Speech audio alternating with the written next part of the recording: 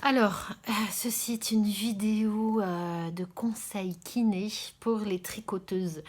Je sais que quelques tricoteuses ont mal à l'épaule en tricotant. D'ailleurs, on peut avoir mal à l'épaule hors tricot et du coup, ça peut s'accentuer en tricotant. Donc, ceci est voilà, une petite, les petites astuces du kiné tricot. De la kiné tricoteuse parce que j'ai eu mal au début quand je me suis mise au tricot et que j'étais dans un rythme effréné et donc du coup ça m'a permis de savoir quels peuvent être les mauvais gestes au tricot. Et ben je vous laisse écouter la suite. Coucou. Alors là je vais vous faire une petite vidéo pour ceux qui ont des problèmes d'épaule avec le tricot. C'est juste pour vous parce que quand je tricote je déteste penser au travail. J'aime mon travail, mais voilà, quand on fait ce loisir créatif, on n'aime pas y penser. Mais du coup, j'étais en train de réfléchir à ça et je me disais quand même, il y en a quelques-unes qui ont mal à l'épaule en tricotant. Même moi, quand j'ai commencé à tricoter à la méthode française, c'est-à-dire en enroulant avec la main droite le fil, en fait, je me suis mise à avoir mal à l'épaule, une petite tendinite d'épaule qui commençait. Donc moi maintenant je tricote en méthode continentale. Donc je vais vous montrer les différentes méthodes de tricot et puis ce à quoi il faut faire attention en tricotant quoi. Hop, j'espère que vous allez bien voir. Ouais, c'est bon je pense. Voilà, allez, je vous montre ça. Hop, c'est bon. Hop, c'est bon. Alors je vous montre déjà en méthode continentale. L'avantage de la méthode continentale, c'est qu'on tricote, regardez mes épaules, on tricote sans bouger les épaules en fait. Alors, du coup, je vais vous montrer en enroulant le fil. Donc, en enroulant le fil, en fait, l'erreur que font beaucoup de tricoteuses, c'est d'utiliser l'épaule pour enrouler le fil. Vous voyez, elles font comme ça. Alors là, j'accentue un peu le geste, mais même s'il y a un petit geste comme ça, de manière répétitive, en fait, c'est pas bon.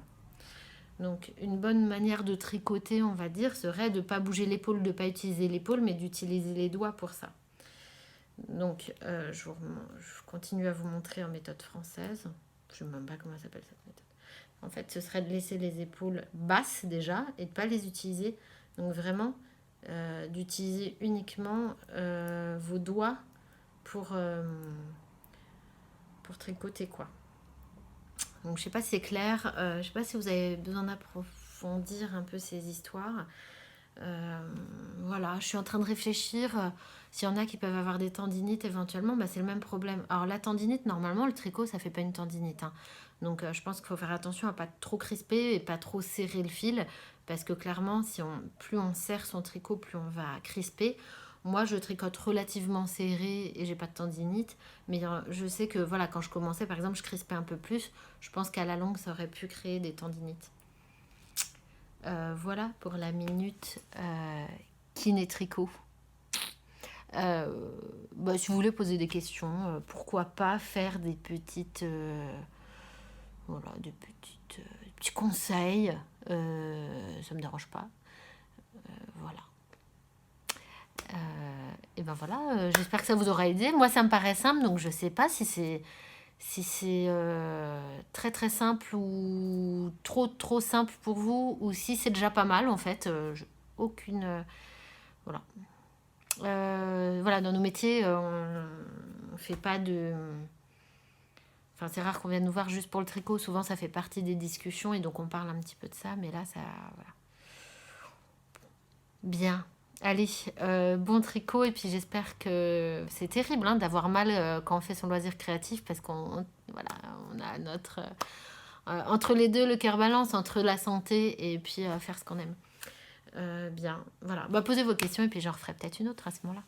Et voilà, c'est terminé. Là, avec la suite, je vous ai juste remis moi en train de tricoter, c'est pas passionnant. Et je vous mets une petite musique que j'aime bien, qui a été composée par mon conjoint. Et à bientôt pour un vrai podcast cette fois.